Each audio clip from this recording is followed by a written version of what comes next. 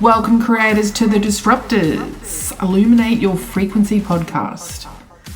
It's in the disruption of the luminescence that matter is created. I'm in a consistent state of receiving information, allowing it to sort of permeate, just letting things happen in the way that they happen. And it was only this morning that I realized that I've been in such a really creative space lately, where normally I would have found an idea or a belief or a story or something that would have stopped me or deterred me or kept telling me that what I was doing was wrong, or you need to do it another way, or no one really is listening to you, and no one really cares what you're saying, and no one wants to buy anything that you're selling because you're really crap, blah, blah, blah. I wasn't having any of those voices. And it was this morning that I realized that I had a space where I actually noticed that I wasn't thinking about anything.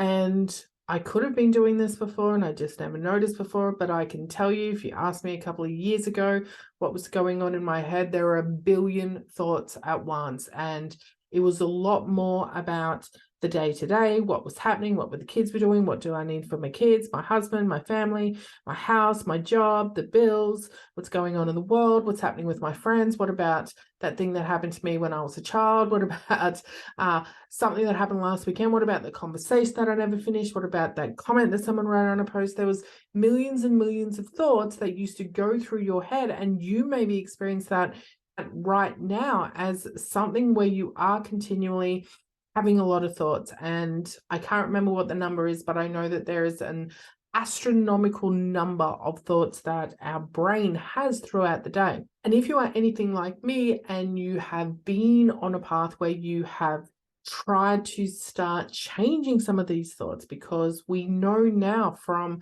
listening to not just a handful of people, but from a lot of people, that changing our thoughts is something that we are capable of doing, and something that helps us to not only create a different life, but in order to facilitate different things in our life and to experience different things and to help us with relationships and with money and with the way we look and the way our body looks, etc., etc. So it's not a new concept to understand that we do have that power in creating new thoughts. That was one of the things, and one of the big things that I have been working on over the years, was that changing of thoughts and finding many ways to be able to allow and see what was currently there, and then find ways to, and I've done them all, to either eliminate, to disperse, to reject or return, to accept, to hold on to in whatever way I could, so that I could move forward in a way where I wasn't having these thoughts that were literally not serving me anymore. Because we know that if we are thinking about something that may have not been pleasant, or something that was an experience that we didn't enjoy, us continually thinking about it and sitting in it and having it go over in our minds over and over and over again is not helping us right now. And I'm not saying we need to squash down everything that's happened to us and try to ignore it and lock it up and say, no, I'm not looking at that. Definitely don't do that either. There is a balance between allowing those past thoughts to take over and be brought into our current existence, versus being able to look at and listen and accept and heal from whatever it is. And that's something that will be different for everyone. That is not something I can say, do this, this, and this, and boom, here you are over here. It is an individual journey. Everybody is totally different. I swear I feel like I say this all the time, but we are literally our own people, and we are going to do everything in exactly our own way. But having that moment of that clarity of realizing that I had no thoughts was fascinating. It was also exhilarating, because it's not the first time that we have heard from many people tell us that to achieve enlightenment, or to clear your mind, or to sit in the power of now, in order for us to find a way to us just being present in the moment. And we can do that many different ways. We can learn many different tools and techniques. But this was the first time that I actually really felt it. Yes, I have sat in silence. I have sat in nothingness. I have meditated. I have breathed. I have done many things where I have allowed my mind to rest, a place where it was devoid of thoughts. But this was the first time that I actually noticed it without intent, because all those other times I had facilitated or instigated an act where I was doing something in order to achieve that outcome. I was creating a experience where I could receive or allow or be in that nothingness. This was the first time that I actually noticed it happened by itself. And it's funny, the first thing I think of, because I've been in this whole creative space, it's, oh, I'm going to create a funny reel or a funny TikTok about that, of the different type of things that you do once you notice that, because you have been so programmed to think that you need to be continually thinking, or that you should be thinking. So for me, it was like, oh, is there something creative that I need to think about now? Nope. Is there something that I need to be working through right now? No, got nothing. Is there some big thought? Because I have lots of big thoughts and I like to think it in constant awareness of endless possibilities. Is there something that I need to sort of sit in right now and think about and just sort of play with? No. Is there something that I should be doing in relation to my business? Is there things that I need to be creating? No. And I ran through my list of things that I normally think about. Are there things that I'm trying to manifest that I want to think about? Are there things that I want to sit in and let go? Are there things that I should be doing that I need to think about? Everything was a no. There was nothing. There was nothing that wanted to come through. It was like, oh my goodness. Yes. And it's like these little checkpoints. We get these points in our life from whatever journey you're on. I don't care. It doesn't even have to be spiritual. When we are trying to expand or embody something new or something different, or be different or act different or have different things, whatever it is, there are little moments along the way that are like the little pat on the back. It's like the little check mark on the way where you're like, yes. You know, whether it's you completed something, or you achieved one goal on the way to another goal, or you finally got that one thing that you wanted, or you got a version of something that you were just another step closer to. And for me, it was just another check mark in the right direction. Not that any direction is the right direction, because any direction is the right direction, but it was something that was more of a new experience that I was able to experience. And in that experience comes a level of, and I don't know if I'm going to use the right word here, but for me to be able to describe it, it is a level of, I'm going to say, enlightenment that feels like a rush of pure energy through your body that makes you feel that full connectedness to the existence of everything. Now, I don't know if that sentence really made sense, and anyone else who has experienced things like this will probably also have difficulties in being able to describe the feeling you get when you are in that essence of who you are, in that true sense of who you are. And I know that for me, that feeling has definitely been something that has been happening more and more. And I can't say it's because of one particular thing, because I believe that whoa, that was a big one. We are constantly growing and we are constantly embodying. Sorry. Got goosebumps. That was a huge job. If you're watching this podcast as a video, please do and go back, and I'm going to go back and look at that. That was wild. I made a joke the other day on my stories about all my videos come with free orbs, and they do. See, here's one we prepared earlier. But anyway, as I was saying, that there is a level of deepness and understanding and growth that happens us when we move along whatever journey it is and whatever it is that we're here to experience in this 3D existence, and the way that we look at it. And it's really quite comforting to have those feelings, and then notice that as we're changing and as we're growing, that these become more and more and more and more and more. And this builds on to, I think it was last week or a few weeks ago, this whole 120 days of how our blood regenerates, for instance, and how the rest of our body changes. And then I even saw a video yesterday, and we know this, we see they had a video showing actual brain connections and how they change and how they grow the more that you build these new connections, and the more they become permanent.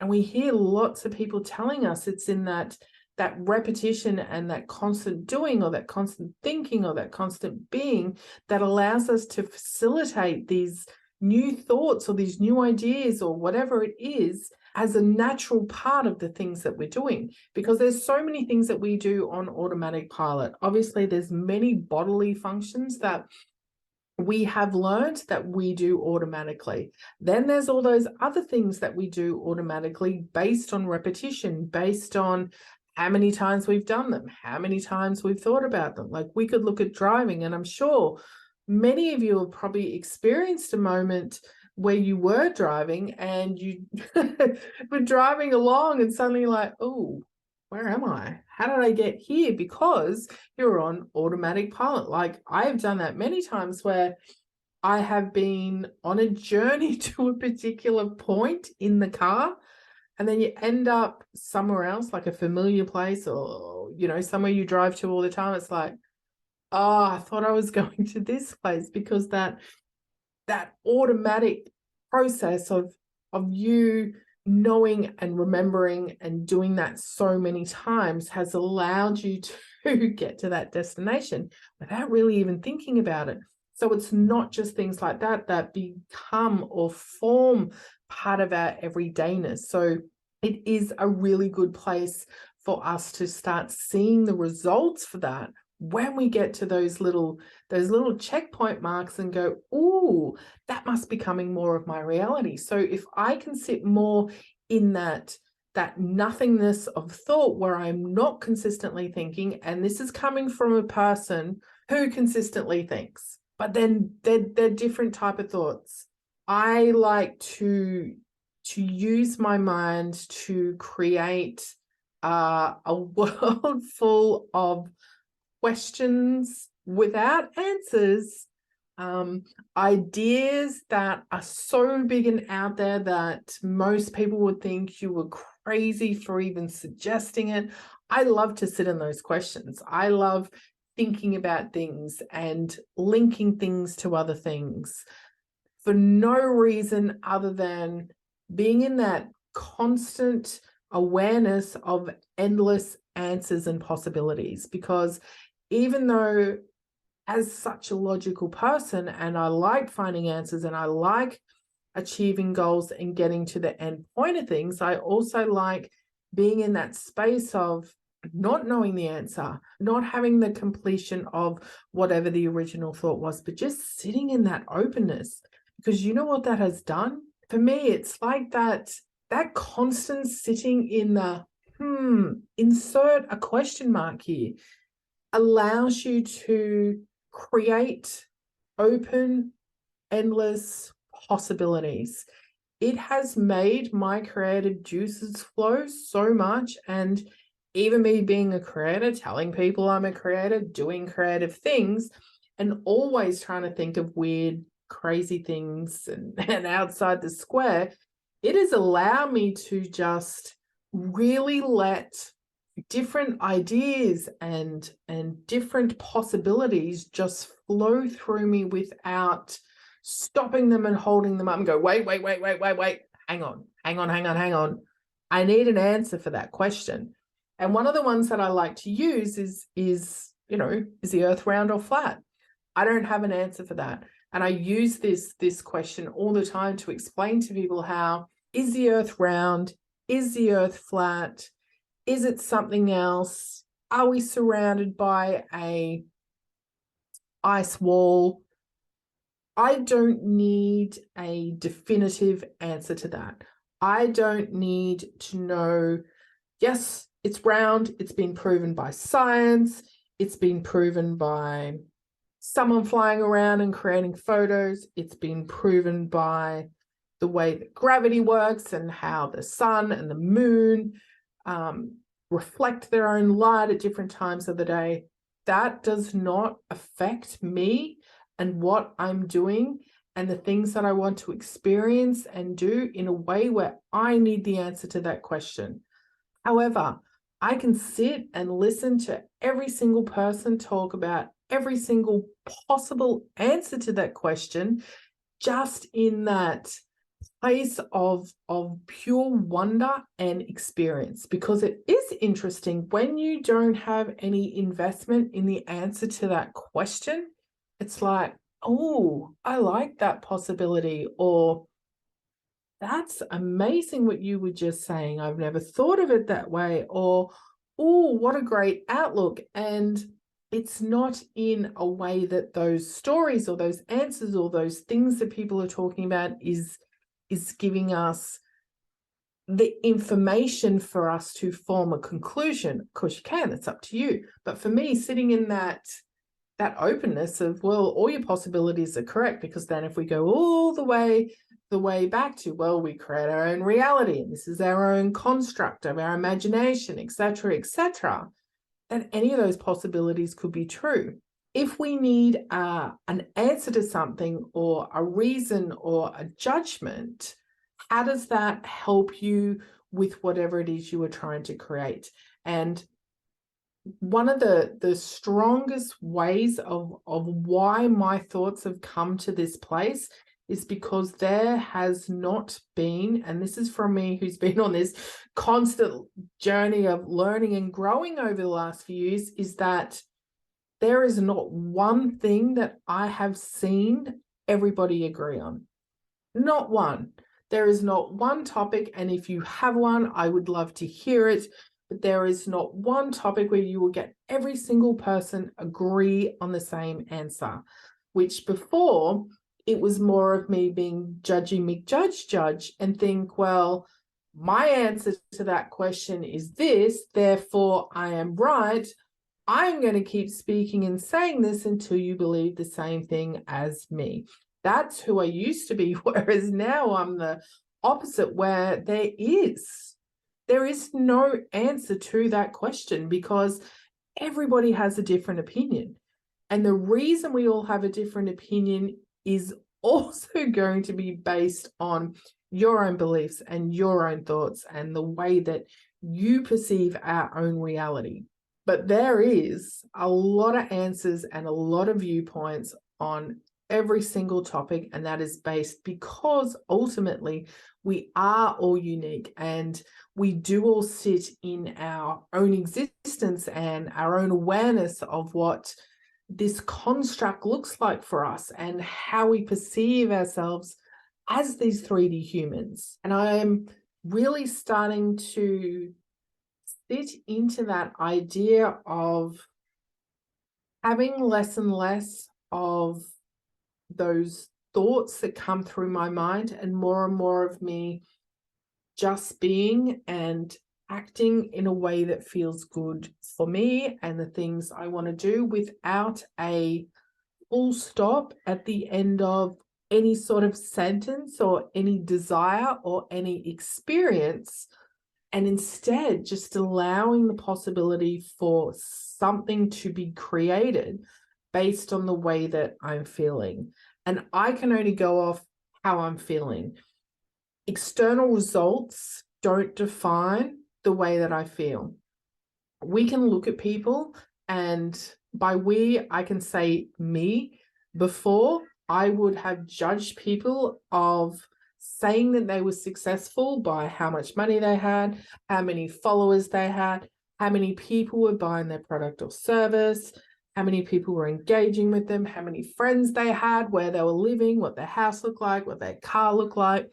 That's how we have been led to believe, and beliefs we may hold, that this is how we judge success.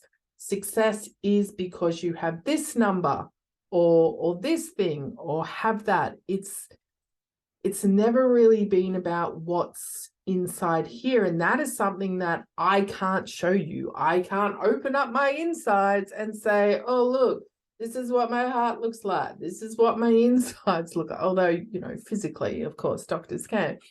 But emotionally and spiritually and energetically, even though people will say that they can see it and feel it and know it, maybe they can, who knows, because we don't have answers to questions. It's all our own experience of belief. I can't show you how I'm feeling. I can speak to you and tell you of how everything that I've been doing and everything that I'm feeling and everything that I'm working towards and everything that I am living in right now in this place where I'm at feels so good or feels a certain way. I can only express that to you in words. I can only show that to you in the expression on my face or in the tone of my voice or the way I'm using my hands. And you can either believe me or not believe me, or you can use whatever other techniques you have to try and, you know, determine whether people are telling the right thing or not, if that's something that you do. But ultimately, I can't show that to you as a way of proof. Because if we then go back to the whole idea of having those open-ended questions and no answers, it's the same thing. It's not having that proof, which is the same as not having an answer. Instead, if we allow the energetics to speak and the coded frequencies of who we are engage with you when you are open in order to receive, you will know when people are in a place where you are at, or people are in a place that you are trying to engage in a different level. So if your energetic codes are sitting in a certain, and I talk about it as colors, as a different depth or a different vibrancy of your coded colors, then you may attract someone who is similar but maybe slightly different in order to facilitate a further deepening and a further knowledge and understanding and energetic frequency change to where you're at right now. And it's not because they're better or they've done more or they're in a different place to you. It's because it's just another way that you were going to experience, or a way that you were going to express or learn or have a new 3D experience with this person. But you will only be able to facilitate that connection by your energetic codes, because if you are no longer using your thought and logic and those judgments and beliefs to give you the proof that your brain needs to say, well, this person is successful and I'm here and I want to be up here, so I need to attach to someone who is perceived as doing better than me or making more money than me or having more followers than me, then I'm going to engage in this person. Once you lose all that, it's all about the energetics. It's all about your connection to people, because I used to follow many times the 5 steps to $10,000 or do this to get that. And I know this is the core of marketing, because the majority of people still think like this, and I get that. But I know my voice is here to try and give you that chance to think a little bit differently, because once we start sitting in those different ideas or those different thoughts and start looking at things without those answers, without those judgments at the end of it. Because if I speak about it right now and one person listens to me and thinks about what I say and thinks that, oh yeah, I kind of get what she's saying, then that person changes the energetic vibrational frequency of our consciousness. And if that person then speaks to someone else and then someone else and someone else and someone else, that's how it grows. And then that's how our collective thought around that topic or idea changes. So no longer will those marketing ploys of, get X to do X becomes relevant, because more people are in tune with their own energetics and the way that they connect and finding the things that are there for them next. So my ultimate goal is just to be able to show up in whatever way is authentic to me. And that starts with, all the way back to where we started at the beginning of this conversation, is in those empty thoughts, is losing those judgments, those beliefs, those things I think I have to do or I have to be thinking about, to allow those creative juices to flow, which is the essence of who I am, which will connect to the people it needs to connect to in order to facilitate our own growth and someone else's own growth towards whatever it is we're moving towards. So I hope, if anything, of this conversation didn't at least open your mind. And I say this many times, even if it's something that you went, oh my God, you sound like a crazy lady, stop speaking. It still facilitated a thought. It still ignited something in you in order to facilitate something else. And to me, that's the growth. That is growth. And there's no judgment on it. There's no right or wrong growth. There's no good or bad growth. It's just growth, because we're doing something different. We're adding on an experience. We're creating something new. Oh, there's another orb. They are everywhere today. That's it for today. I hope that really just opened your mind to the endless possibilities without judgment and without any sort of hindered beliefs or thoughts or have tos, should do's, could do's, etc. And just really allow your creative juices to flow.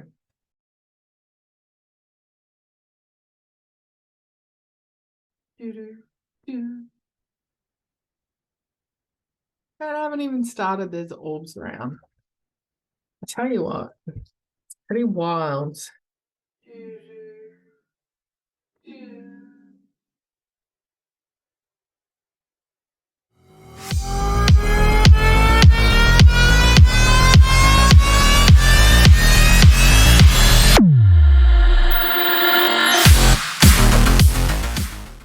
And that's it for another epic dose of Disruptors Illuminate Your Frequency podcast.